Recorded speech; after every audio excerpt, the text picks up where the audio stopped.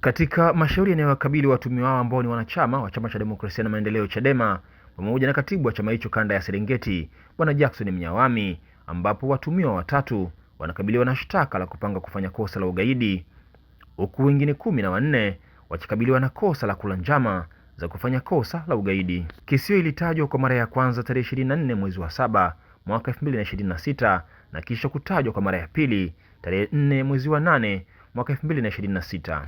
Kesi hiyo imesikilizwa mbele ya hakimu mkazi mfawidhi Glory Mwakiaba, huku upande wa mashtaka ukiwakilishwa na jopo la mawakili watatu ambao ni Leonard Kiwango, Joseph Mwakasege na Nyamnyaga Magoti, na kwa upande wa utetezi ukiwakilishwa na wakili Peter Kibatala, Gaston Galubindi, Alex Masaba pamoja na wakili Gloria Ulomi. Aidha, shauri hilo limepangwa kutajwa tena tarehe 17 mwezi wa 8 mwaka 2026. Wakizungumza nje ya mahakama, makamu mwenyekiti wa Chadema Tanzania Bara Bwana John Heche pamoja na mkurugenzi wa sheria na haki za binadamu Chadema Bwana Gaston Galubindi wanaeleza msimamo wa chama chao.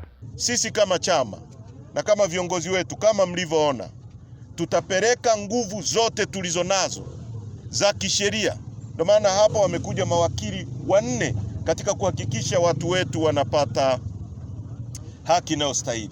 Shauri 4 kati ya hayo yameahirishwa mpaka tarehe 17 mwezi wa 8, na hoja ya jamhuri ni kwamba hawajakamilisha upelelezi. Na tunashangaa unaweza ukamata mtu na ukamleta mahakamani ukampa kosa kubwa kama hilo la ugaidi wakati upelelezi haujakamilika. Kwa hiyo inaleta kichekesho kidogo kwenye masuala ya kisheria, kwa sababu kile kilichokufanya ufanye uamuzi kwamba makosa haya ni ya kigaidi, maana yake ni kwamba ulikuwa umeshafanya some sort of investigation, alafu unakuja mahakamani unasema upelelezi haujakamilika.